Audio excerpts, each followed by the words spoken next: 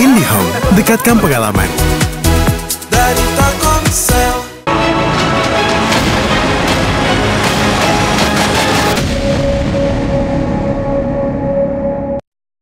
Kembali bersama kami, Pak Arianto. Kami ingin menanyakan, apakah keputusan dari penyidik untuk memberikan pencekalan ini Anda anggap sudah tepat, Pak? Kalau saya sendiri menganggapnya sangat tepat.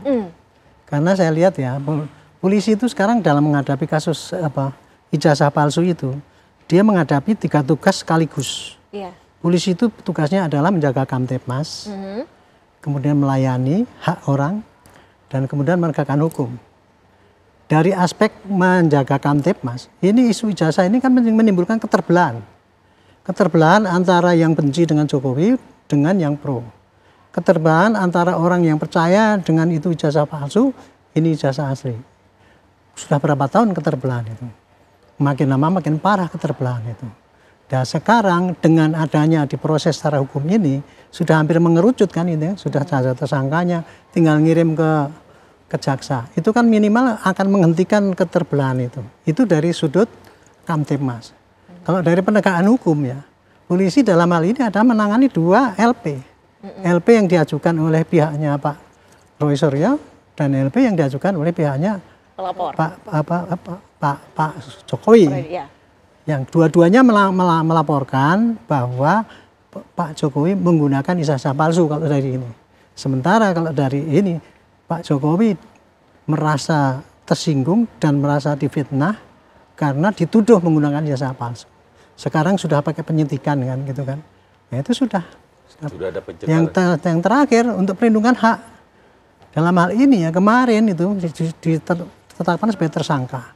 Sementara dari pihaknya Pak Jokowi kan harus tahan gitu. Tapi penyidik kan tidak mau ikut-ikutan maunya satu pihak.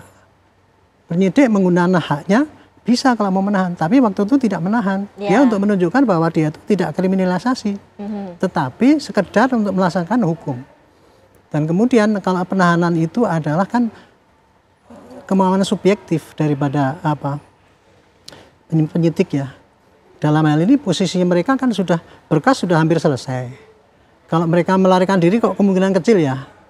Bangsa kayak Pak Roy, Bu Tiva itu kan mau lari kemana ke kolong meja pun orang tahu kan itu nggak akan mungkin lari gitu kan. Mengulangi perbuatan ya sudah nggak mungkin, udah kebanyakan perbuatannya gitu. Terus menghilangkan barang bukti sudah ada 700. Buat apa lagi polisi menahan? Kalau mulai menahan malah rugi karena apa? Begitu nanti ditahan ternyata kasusnya yang diperkirakan ini sebulan selesai. Ternyata berlarut seperti yang dulu itu kan sampai dari April sampai sekarang 7 bulan itu kan kan rugi kalau menahan. Makanya itu dalam rangka tidak menahan itu ada 2 tadi, melindungi hak-hak mereka praduga tak bersalah, tapi juga melindungi Pak Jokowi juga, prosesnya itu tetap berjalan. Jadi menurut saya tuh ya sangat tepat, kira-kira gitulah. Baik. Mas Heri, apakah seseorang yang sudah ditetapkan sebagai tersangka lantas dilakukan pencekalan, ini ada indikasi bahwa tersangka tersebut ingin berupaya untuk kabur dari proses hukum? Iya. Kalau nuansa kebatinan penyidik saya nggak tahu ya. Tapi begini, bahwa apakah ini kemudian bagian dari upaya paksa sehingga dia punya tujuan sampai ke arah sana dan mungkin pandangannya bisa berkaitan dengan syarat subjektif atau objektif penahanan tadi karena dicekal terlebih dahulu. Maka kalau kita melihat dari beberapa pendekatan berkaitan dengan contoh dari upaya paksa itu kan penggeledahan misalnya, penyitaan surat, penangkapan, penahanan, kan begitu. Tidak ada kata pencekalan di sana. Tapi kalau kita mencoba mencari definisi dari apa itu upaya paksa, itu kan adalah suatu tindakan penyidik untuk membatasi hak asasi seseorang yang dilakukan dalam tingkat penyidikan, penuntutan atau pemeriksaan. Nah, kalau ini yang dimaksudkan kemudian ada rangkaian menuju ke sana, karena ini membatasi dulu wilayah hukum dia tidak bisa keluar, maka bisa dikatakan itu membatasi hak asasi dan mungkin tujuannya ke upaya paksa tadi. Nah, kalau kembali ke upaya paksa berarti penahanan tadi kita akan bicara secara subjektifnya. Salah satunya adalah mungkin diduga ya akan melarikan diri atau menghilangkan barang bukti. Nah, tentu ini jadi posisi tawarnya penyidik karena tidak melakukan penahanan di awal tadi karena dianggap ini masih proses penyidikan, begitu kan? Tetap dibutuhkan keterangannya, tapi kemudian keterangan itu bisa diberikan dalam waktu misalnya 1 minggu. Karena tadi ada wajib lapor di situ kan. Dan ada pembatasan juga dalam pencekalan itu tidak seumur hidup begitu, tidak selama dia menjadi tersangka, tapi bisa sampai maksimal 6 bulan atau nanti diperpanjang begitu. Dan sebenarnya Pak Bang Roy Suryo dan kawan-kawan juga punya hak untuk mengajukan keberatan. Nah ini kan sesuai dengan misalnya Undang-Undang 6 tahun 2011 tentang imigrasi kan. Nah ini tentu menurut saya hal yang harus dilakukan untuk disampaikan juga kepada orang yang dikenai pencekalan tadi bahwa dia juga punya hak hukum untuk melakukan upaya keberatan tadi, begitu. Baik. Dan Prof Dini, di saat yang bersamaan kita ketahui bersama bahwa Roy Suryo CS ini juga mengajukan saksi maupun ahli serta gelar perkara khusus. Perkembangannya seperti apa? Ya, kita tentu mengikuti proses pidana ini ya.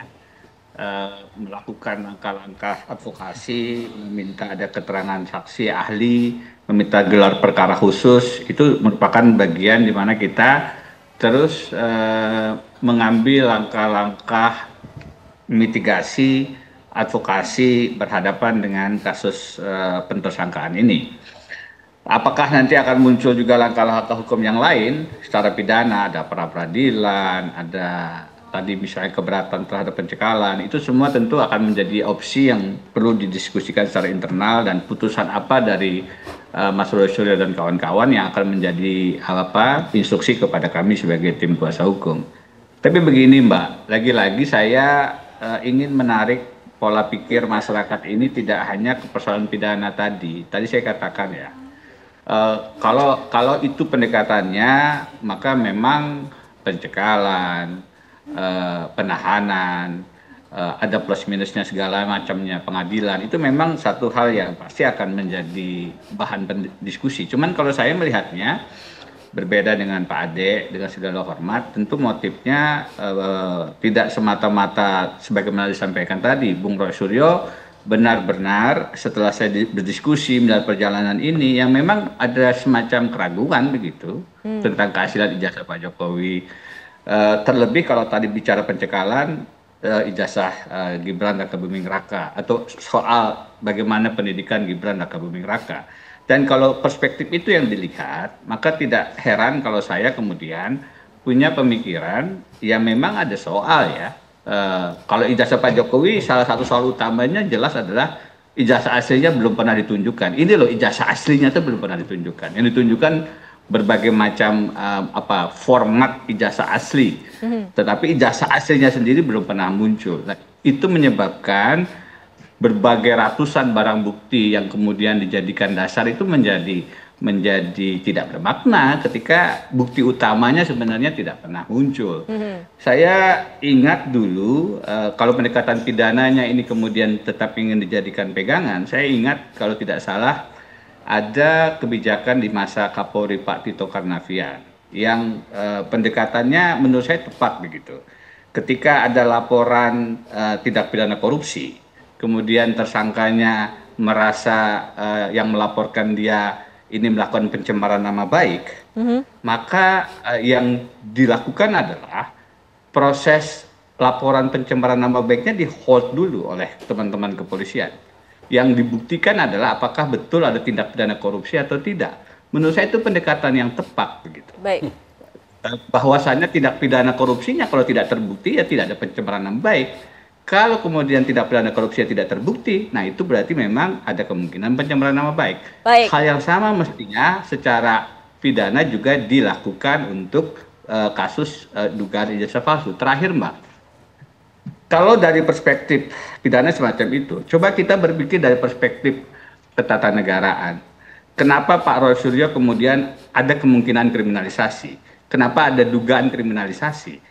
Karena bukan hanya ijazah Pak Jokowi yang sedang diteliti sebenarnya, tapi juga pendidikan Saudara Gibran Raka Buming Raka yang kemudian menghadirkan berbagai persoalan, dan itu bisa menjadi pintu masuk, maaf ini penting, pemakzulan, dan karenanya itu menjadi satu perspektif yang tidak bisa dinafikan.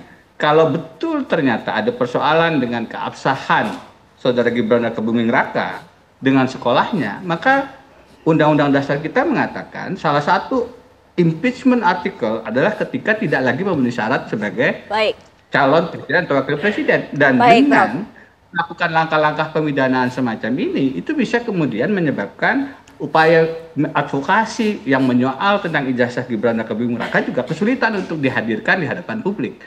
Itu juga harus dihitung sebagai salah satu indikasi bahwa ini potensi kriminalisasinya jangan ditutup pintunya. Kemungkinan itu bukan tidak ada, demikian. Baik, Prof. Denny.